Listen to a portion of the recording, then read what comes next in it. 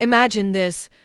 A cold evening in a small American town. Snow drifting down like tiny pieces of glass. Wind cutting through the streets with a sharp whistle. And in the middle of that freezing sidewalk stands a girl named Emma. Her fingers gripping a thin folder, her breath shaky, her heart pounding in a rhythm she can barely control. And at that moment, right there on that icy pavement, her entire life is about to swing in a direction she never expected. You know what's crazy? Sometimes the most powerful stories don't begin with victory. They begin with rejection. Emma had just walked out of the university building holding a letter that felt heavier than any textbook she had ever carried. It said one thing: "You are not selected." But what truly broke her wasn't the rejection itself. It was the sentence her favorite professor had spoken right before she left his office. "Emma, you're simply not good enough for this level." Those words didn't just hit her, they shattered her. She had spent years believing that hard work would always be enough. She studied late nights, skipped parties,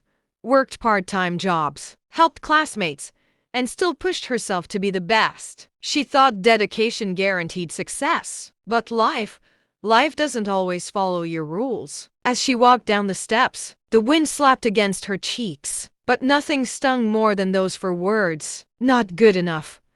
She wanted to scream, cry, throw the folder away, disappear for a moment, but she didn't. Because somewhere deep inside her chest, under all that pain, something began to burn. A spark. A spark that said, "No, this is not how my story ends."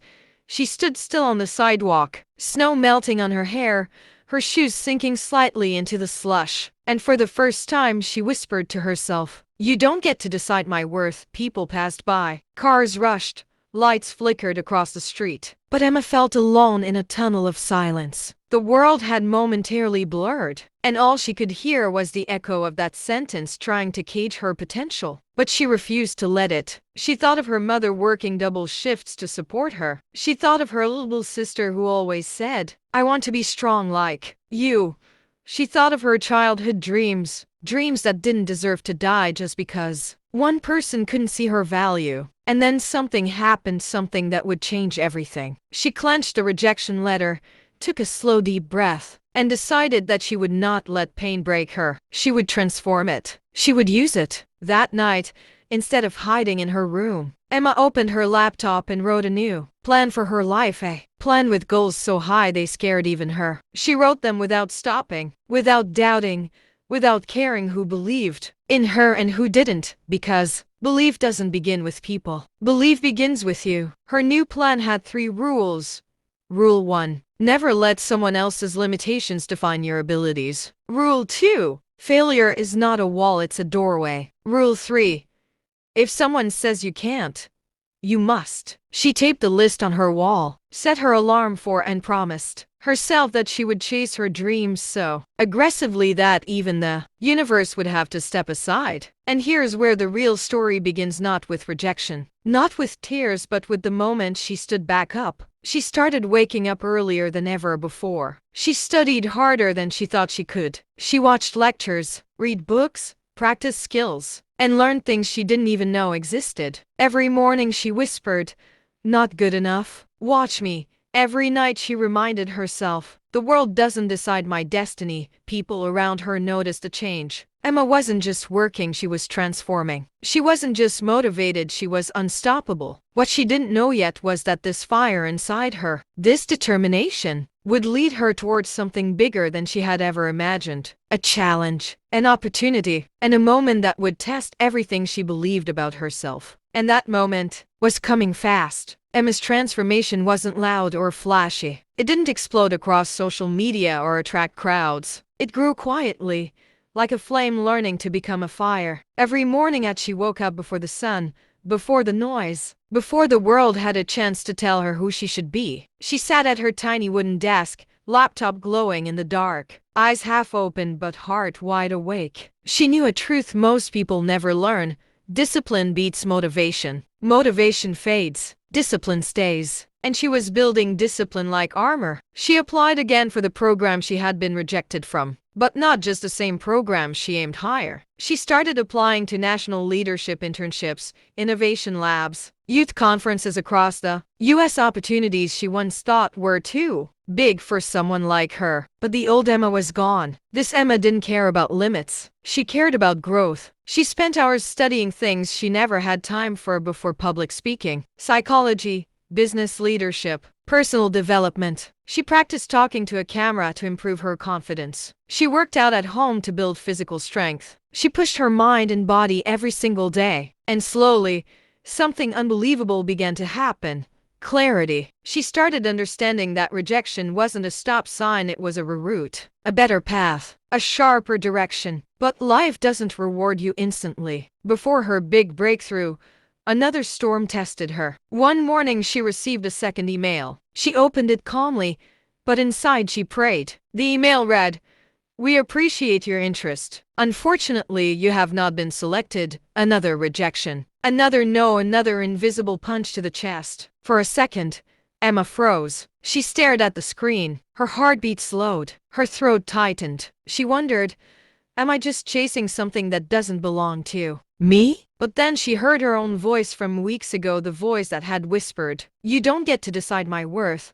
And that voice pulled her back. She stood up, walked to the mirror, looked at her tired eyes, and said out loud, "I'm not quitting." That moment was powerful, not because she said it, but because she meant it. So she kept going. She improved her applications, rewrote her essays, polished her presentations, practiced interviews, and pushed her potential further than she had ever dared. Little did she know that her persistence was about to unlock a door she didn't even realize she had been walking toward. One afternoon, while she was working at her part-time job in a small cafe, a woman walked in. She wore a navy coat, carried a leather folder, and spoke with the kind of confidence that makes people stop and pay attention. Emma served her coffee with a polite smile. The woman noticed the motivational quotes on sticky notes Emma had placed around the register. Quotes Emma had written for herself, like, "Failure is training. Try again.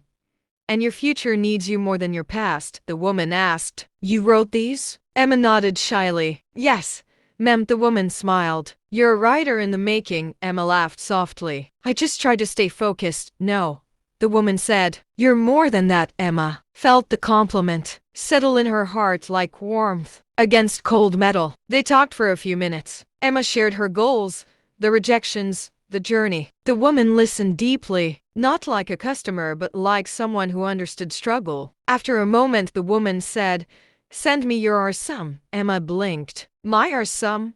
Why?" The woman handed her a card. It read, "Dr. Olivia Carter, National Leadership Fellowship Director." Emma's stomach flipped. She had applied to Dr. Carter's fellowship 2 times. She had been rejected both times, and now, the director herself was standing in front of her. Emma tried not to show her shock. "I applied before. I wasn't selected." Dr. Carter smiled gently. "Sometimes the system misses the people who deserve it most." Emma didn't sleep that night. She rewrote her RSUM 100 times. She rechecked every detail. She wrote the most honest and powerful cover letter of her life. No fancy words, no fake confidence, just pure truth. She sent it, and waited, and waited. 1 day passed, 2, 3, a week.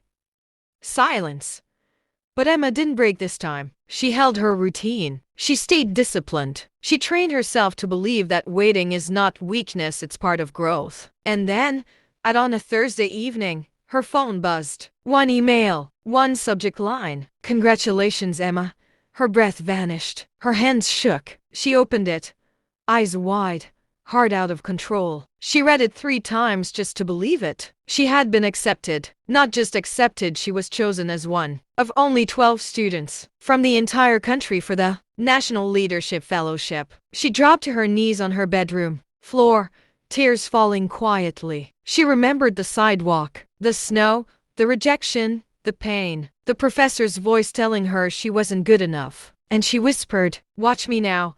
What she didn't know was that this was only the beginning. Emma's life changed the moment she opened that acceptance email. But not in the way people imagine. Success didn't rush in like a wave. It crept in slowly, mixed with fear, doubt, excitement, and pressure. Because being selected wasn't the finish line, it was the starting point of a journey far bigger than anything she had prepared for. The fellowship orientation was held in Washington, D.C. Emma had never been on a flight alone before. Her hands shook as she fastened her seatbelt, staring out the window at the massive engines, the runway lights stretching into the distance. When the plane lifted off, she felt something inside her lift, too, like she was leaving behind the version of herself that once believed she wasn't good enough. When she arrived at the orientation building, her heart dropped. Everyone there looked confident, mature, polished like future CEOs, politicians, innovators. Emma felt painfully small. Some were from Ivy League schools. Some had started businesses. Some had already won awards she had never even heard of. She stood there holding her backpack, wishing she could disappear. For a second, the old voice tried to return. "You don't belong here." But then she remembered her journey, the mornings, the failures, the discipline, and she whispered inside her mind, "I earned this." During the first group session, every fellow had to stand and introduce themselves. When it was Emma's turn, her hands were trembling so badly she almost dropped the microphone. She took a breath and said, "My name is Emma. I come from a small town. I've been rejected more times than I can count. But I'm here to grow and to prove to myself that resilience matters."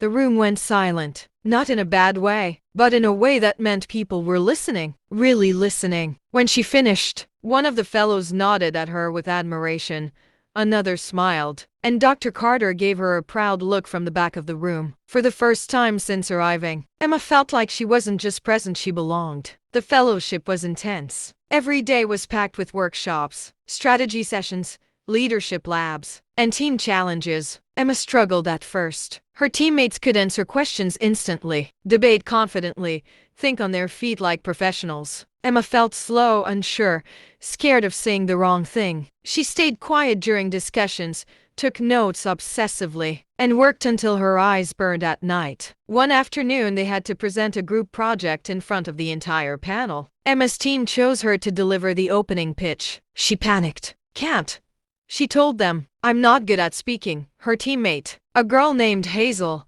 looked at her firmly. "Emma, you're the heart of our project. You speak with honesty. That's rare. You can do it." That night Emma practiced her part over 100 times. She paced in her room, repeating lines, correcting her tone, trying not to fall apart. When the moment arrived, her heart hammered wildly. But she stepped onto the stage anyway, and something incredible happened. Once she started speaking, her fear dissolved. She spoke clearly, passionately, with more confidence than she had ever heard in her own voice. She didn't try to sound perfect, she sounded real, and that made all the difference. When she finished, the panel applauded. Dr. Carter nodded with approval. Her team hugged her. Emma felt something spark inside her, a new kind of strength, a belief she never had before. Over the next weeks, she grew faster than she ever thought possible. She learned how to lead a team, how to solve problems under pressure, how to give speeches, stand her ground, trust her ideas, and most importantly, trust herself. But the real turning point came during the Impact Challenge, the toughest assignment of the entire fellowship.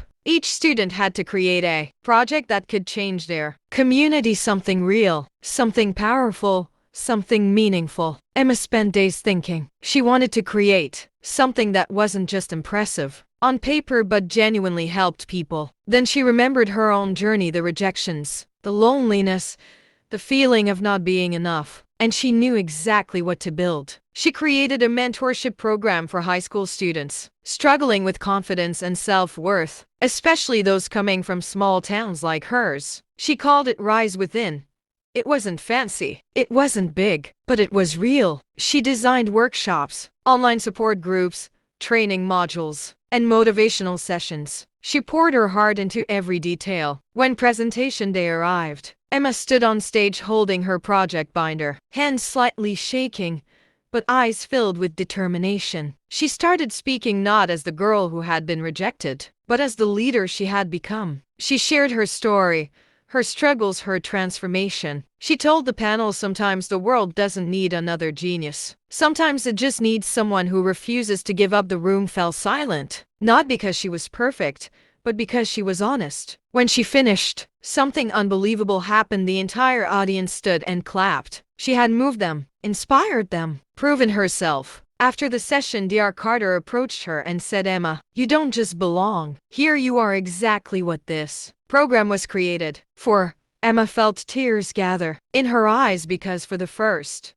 time ever she finally believed it. But what she didn't know yet was that the final and biggest test of her journey was still waiting for her, one that would push her farther than any rejection.